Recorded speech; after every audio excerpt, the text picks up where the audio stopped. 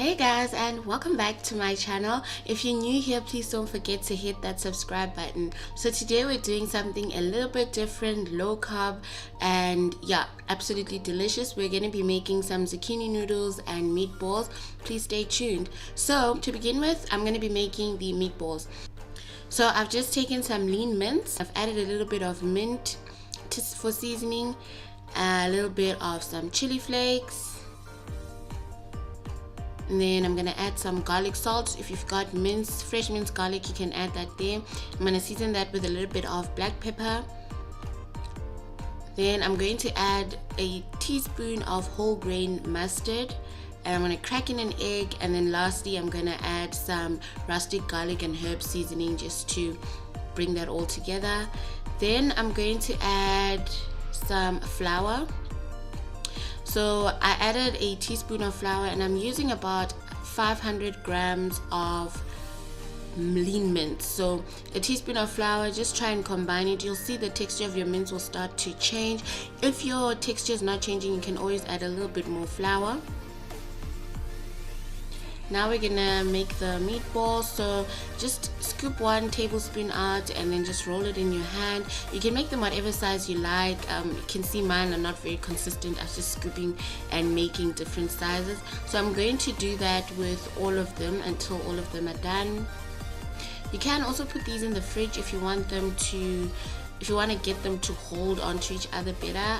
I didn't do that, but if you'd like that, you can also do it.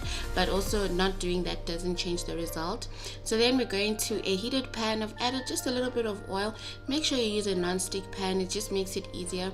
I tried to do this with a pan that was not non-stick. Guys, I ended up doing mincemeat. Like, it was just not happening. You can see with a non-stick pan, you can move your meatballs around from this raw state. So after about 3 minutes, you can cover it up, let it cook on one side, and then we're gonna turn it over. So just gonna turn all of that over.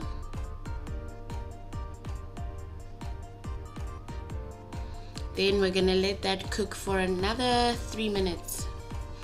So it's been about 3 minutes, should be done. So now we're gonna add some Worcestershire sauce just to give it a nice dark brown rich color, and then also a little bit of soy sauce and some garlic salt. And then lastly, I'm just gonna add some honey just to give it a bit of sweetness to balance that Worcestershire sauce. And then I'm sprinkling a little bit of thyme. I'm adding even the sticks of thyme. I'm just gonna let that saute for about a minute or so, and then I'm gonna set that aside.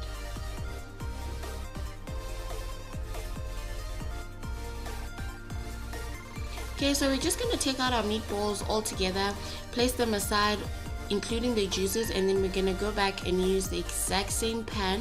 We're not gonna add any more oils or anything like that. So I've got some onions, yellow pepper and green pepper. It's about half of an onion and half, not even half, just a little bit of yellow pepper and green pepper. You can add red peppers, whichever peppers you like, and if you've got some carrots, you can also add some carrots here. So we're just gonna saute that until it's cooked. Then next I've got some zucchini. So I'm just gonna show you guys how I prepared my zucchini. Just bought them fresh out the store. I'm just gonna cut the I don't know what to call this, I'm cutting those things off. Then I'm going to use this grater. I don't know what you call this machine, but I'm just going to grate it. It's not going to be like what the spiralizer looks like, but it serves the purpose. So I'm just going to grate all of those quickly.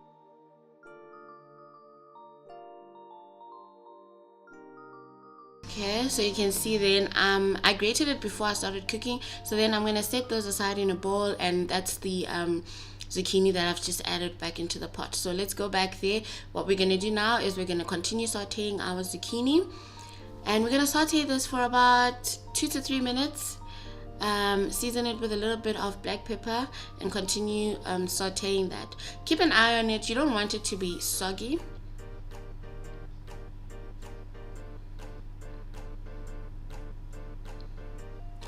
Then I'm going to add a little bit of Raja spice, just a little bit, just to give it a bit of a kick. And then lastly, the key ingredient here is pesto. I'm using coriander pesto. If you've got basil pesto, you can use that. I'll link in the description box a recipe that I have for some homemade basil pesto.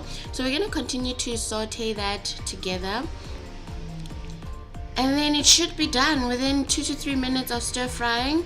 Then you can turn off your heat. And then what I'm doing now is I'm just going to set my zucchini aside. I want to present my zucchini and meatballs in one containment.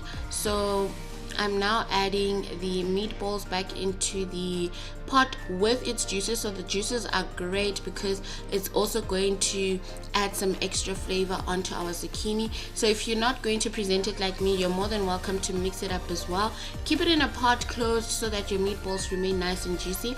And that's it, guys. I hope you guys enjoyed this video. Don't forget to give it a thumbs up, comment, like, and subscribe. See you guys next time.